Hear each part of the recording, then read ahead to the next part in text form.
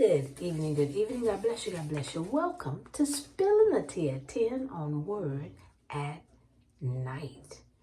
You know the word we're talking about all month long. We are bringing up Jesus himself. That's who we're talking about all month long. And I hope you're learning something. I hope you're using some things that can bring a smile to your face when you just put your mind on Jesus. Now tonight, we're reading from Mark chapter 9. We're only going to read two verses, 28 and 29. Okay, 28 and 29. Mark chapter 9, verses 28, 29. I'm reading from the New King James Version. This is what it says. And when he had come into the house, his disciples asked him privately, "Why could we not cast it out?" So he said to them, "This kind can come out by nothing but prayer and fasting." Prayer and fasting. Now for the last two nights, we've talked about Jesus coming down from the Mount of Transfiguration. And as he's coming down, he runs into a father who has a demon-possessed son, right? Who the disciples, bless their little hearts, was doing all they could do to help this man's son, but to no avail. To no avail. They did everything, but nothing helped. So the man who saw Jesus shared with him what was going on, how long it's been going on. And he asked Jesus to heal him. But he also asked Jesus to help him with his belief. Because he said, "I've been looking for you, and I believe that you can help. But help my unbelief." When I'm doubting, ooh, y'all, that's strong. When I'm doubting, help my unbelief. Whoo.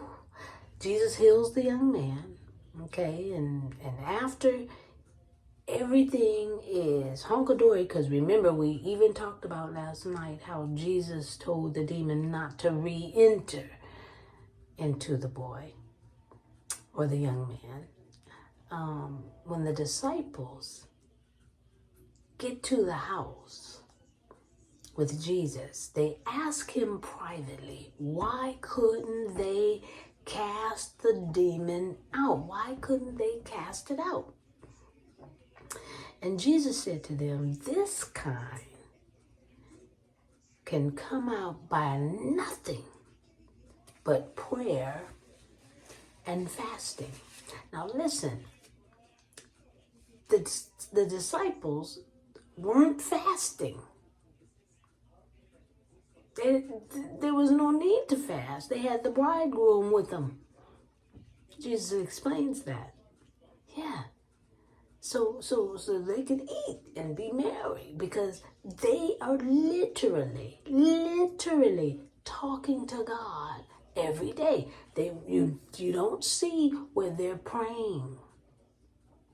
But prayer is speaking to God. And these boys spoke to God on a daily basis. They seen him. They talked with them. They ate with them. They danced with them. They did everything with him. They traveled. They did everything with Jesus. But this is for us to know. When our strength is needed in prayer, when our strength is needed in casting out, we must talk to God the Father, God the Son, God the Holy Spirit, We have to pray and fast. Because when we fast, we're concentrating on our prayer.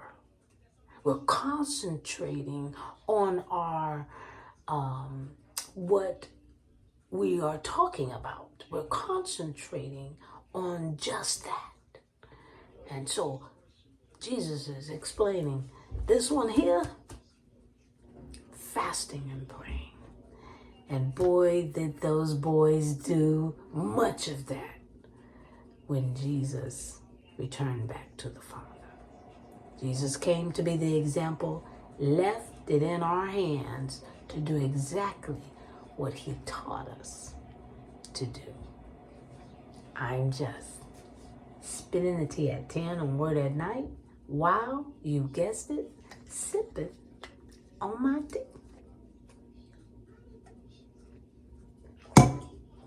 And making noise. Let's pray. Gracious Father, we thank you so much tonight for helping us to understand that when we're talking to you, when we're being very serious about what it is that we need to do, we need to take direction from you, and fasting and praying will help us to concentrate on the words that you tell us so that we can be obedient and realize that whatever happens has nothing to do with us, but everything to do with you.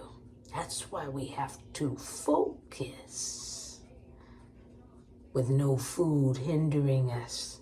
Focus so we can hear spiritually, directly from you. This we thank you, Jesus, for helping us to understand. We love you. Things may get difficult, but hey, if it's serious, we need to fast and pray. In Jesus' name, amen. All right, y'all. I'm just spilling the tea. You know that. And I hope to see you tomorrow night right here on Spilling the Tea at 10. God bless you.